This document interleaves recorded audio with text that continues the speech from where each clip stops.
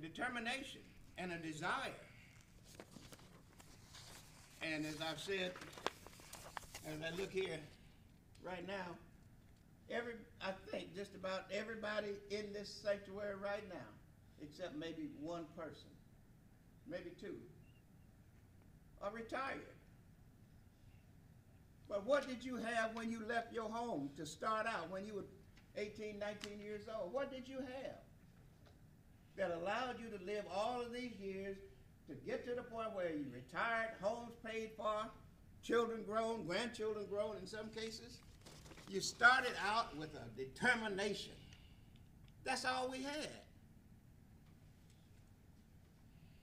That's all I had. I don't know about the rest of you too much, but I know the general conditions of African Americans down through the years. What did we start out with, most of us? Our parents didn't have millions of dollars stored up, stocks and bonds and all of that stuff. You had to have faith, and that's what it takes for the church. That's why I think that we need to internalize what the Word is teaching us. If we are, our children need to be on a good, solid foundation. I hear people talk about how bad children are and all of that. Children have always been bad. I was bad. I got put off the bus. I had to walk 2 miles home one day. When I got home, the bus driver was sitting there talking with my mother. I was bad. I wasn't real bad, but I was bad. Most kids are. Some of y'all were the same way. I was a good kid. Some of you are going to say, well, you were good, and some of you might be a little bit better than others. Just teasing. We had nothing. So, evangelism.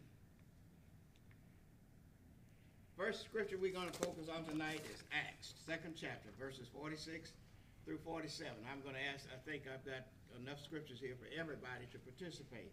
We'll start right here on the front. Go right down row by row.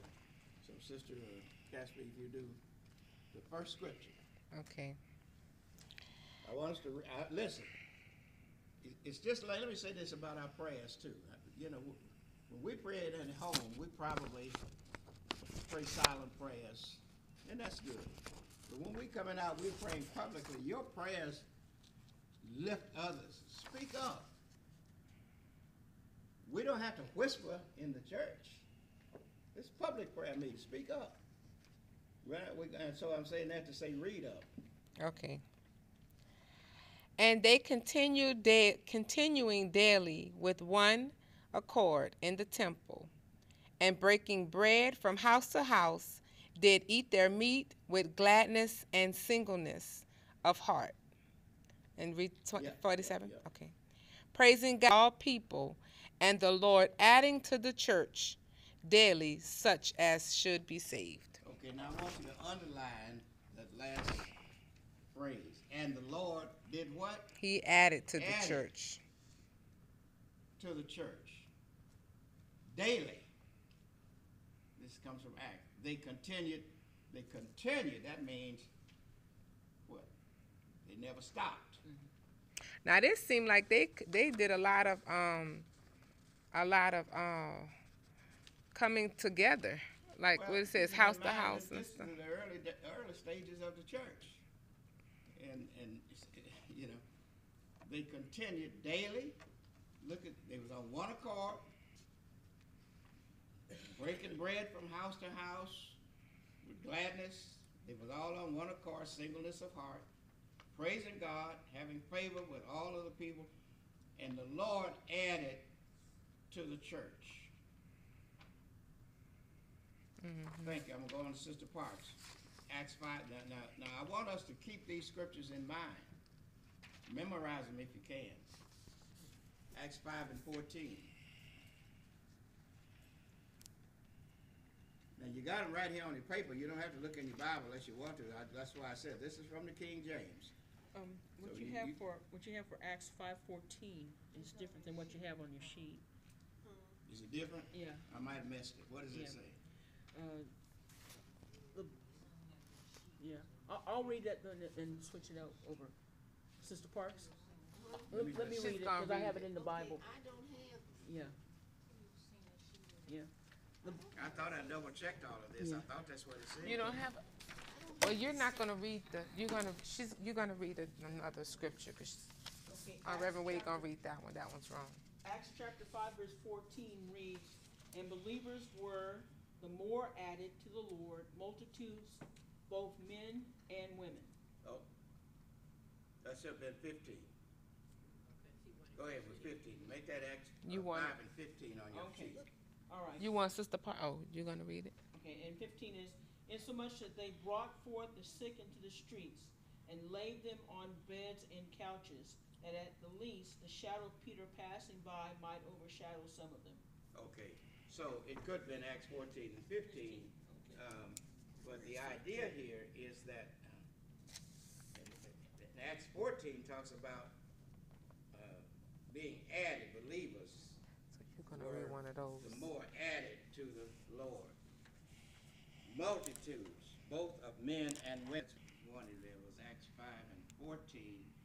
But then it says in 15, insomuch that they brought forth the sick, laid them on beds and couches, that at the least the shadow of Peter passing by might overshadow some of them. So the main verse here, I copied the wrong one. It should have been 14. Believers were the more added to the church. Multitudes, both of men and women. I'm just trying to point out here that and then when you read before that and read that whole book, you'll find out why. Because we talk about the early church, people were added to the church. So the idea here is that the church ought to be adding people.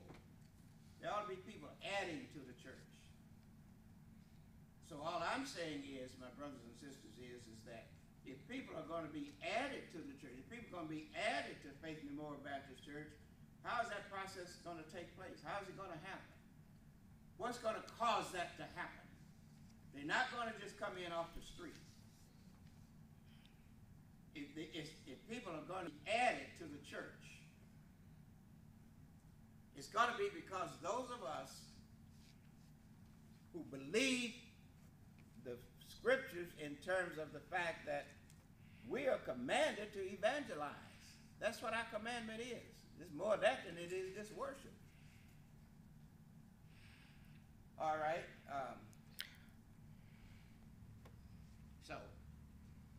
And then in that 15th verse says, they brought forth the sick,